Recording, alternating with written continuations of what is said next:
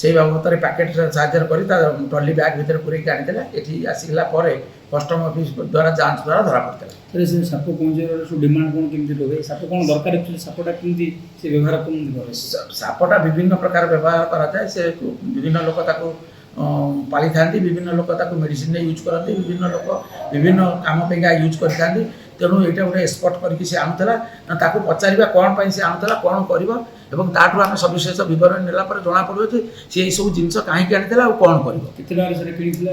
ସେ ତାର କୌଣସି ରେଟ୍ ବିଭିନ୍ନ ଜାଗାରେ ବିଭିନ୍ନ ପ୍ରକାର ରେଟ୍ ଅଛି। ତେଣୁ ୱାଇଲ୍ଡ ଲାଇଫ୍ର ମୂଲ୍ୟ ଠିକ୍ଠାକ୍ ନିର୍ଦ୍ଧାରଣ କରାଯାଏ ନାହିଁ।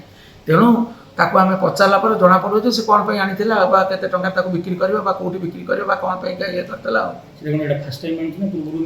ଏଇଟା ଆମେ ତାର ଦେଖିବୁ ୱାଇଲ୍ଡ ଲାଇଫ୍ ଇଣ୍ଡଷ୍ଟ୍ରିରେ ଯେଉଁ କ'ଣ ତାର କେସ୍ ଅଛି କି ପୂର୍ବରୁ ତାକୁ ଆମେ ବିଭିନ୍ନ ଜାଗାକୁ ଯାଞ୍ଚ କରିବାକୁ ପଠାଯିବ। ଯଦି ସେ ପ୍ରକୃତରେ ଗୋଟେ ସ୍ମଗଲର ହେଇକି ଏସବୁ ବ୍ୟବହାର କରୁଛି କି ପ୍ରଥମ ଥର କରିଛି, ଆମେ ତାପରେ ତଦନ୍ତ କଲା ପରେ ଜଣାପଡ଼େ ସଠିକ୍ ଭାବେ। ସେ ଚେନ୍ନାଇକି ଡାଇରେକ୍ଟ ପ୍ଲେନ୍ ପାଇନଥିଲା ଯୋଗାଯୋଗ କରିବା ପାଇଁ, ତାର ଗମନାଗମନ ସିଧା ନଥିଲା ଗ୍ୟାଙ୍ଗଟକ୍ରୁ। ତେଣୁ ସେ ଭାଇଆ ଭୁବନେଶ୍ୱର ଯାଇଥିଲା। ଭୁବନେଶ୍ୱର ପାଖରେ ତାକୁ ଯାଞ୍ଚ ହେଲା ବେଳେ ଧରା ପଡ଼ିଯାଇଛି। ଆଉ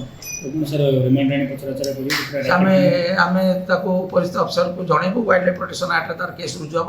ଯଦି ଆବଶ୍ୟକତା ପଡ଼ାଯାଏ ରିମାଣ୍ଡରେ ଆସିକି ତାକୁ ପୁଣି ପଚରାଉଚରା କରାଯିବ। ଉପରିସ୍ଥ ଅଫିସରଙ୍କ ସହିତ ଯୋଗାଯୋଗ ରଖାହେଇଛି। ସେ ଯଦି କହିବେ ଏଇଟା ନନ୍ଦନକାନନକୁ ଦିଆଯିବ କି ନେଚରରେ ରିଲିଜ୍ କରାଯିବ, ତାଙ୍କ ନିର୍ଦ୍ଦେଶ ଯାହା ହେବ ସେଇଆ କରାଯିବ। ଗ୍ୟାଙ୍ଗରେ ଆଉ କିଏ ଅଛି ପଚାରିଲା ପରେ ତା ସହିତ କିଏ ସାମିଲ ଅଛନ୍ତି ଇଏ